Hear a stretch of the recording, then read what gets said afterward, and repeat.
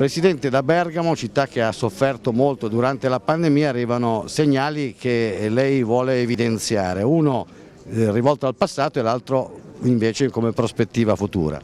Ma mi lasci dire innanzitutto che il primo segnale positivo è che i numeri si stanno ulteriormente abbassando e che quindi da lunedì, come già detto, la Lombardia sarà tutta in zona bianca, ma soprattutto che il virus sta perdendo forze e quindi credo che la grande campagna vaccinale stia portando i suoi frutti. Sì, guardando al passato io dico che per troppi anni i governi che si sono succeduti dal 2011 in poi hanno fatto gravi tagli alla sanità e hanno cercato di pescare nella sanità quelle risorse che servivano per altre necessità, dimenticandosi che le spese della sanità sono un investimento che è necessario per tutti i nostri cittadini.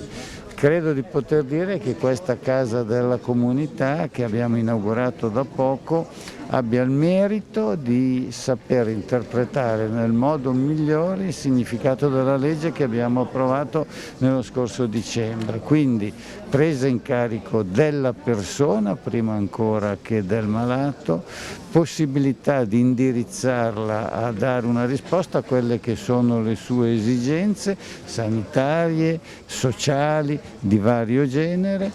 prima valutazione ed eventualmente anche visita con lo specialista, tutto all'interno della stessa struttura. E poi è chiaro che se la situazione dovesse ulteriormente peggiorare c'è la presenza sempre dell'ospedale, ma vista in modo residuale rispetto alla prima cura che si deve svolgere in questa casa. Vicepresidente Moratti, lei ha parlato di accoglienza nel corso di questa inaugurazione, di presa in carico non solo del malato ma dell'intera famiglia. Come può funzionare? Attraverso il punto unico di accesso c'è un'equipe che è fatta da medici, infermieri e personale anche dei comuni e quindi assistenti sociali che accolgono le persone, valutano i loro bisogni, li orientano verso i servizi necessari e quindi c'è una vera e propria integrazione tra il sanitario e il sociale e c'è una presa in carico della persona e della famiglia, quindi non la cura della malattia ma la cura della persona.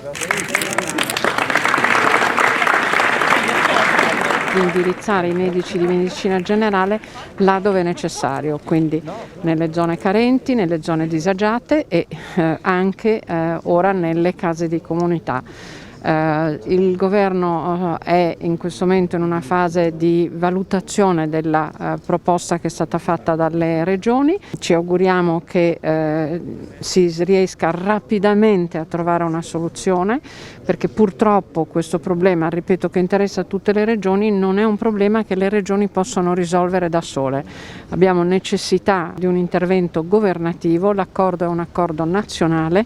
e quindi è necessario che si trovi un accordo col governo. Stiamo lavorando intensamente per riuscire a trovarlo. Una sanità sempre più vicina ed è una sanità profondamente diversa rispetto a quella che avevamo fino a qualche anno fa, una sanità che riesce ad abbracciare interamente le esigenze dei nostri cittadini e quindi dei nostri pazienti. Una sanità che ha un approccio sociosanitario, quindi non più solo sanitario ma veramente quasi olistico e che permette anche ai sanitari stessi di rispondere in una maniera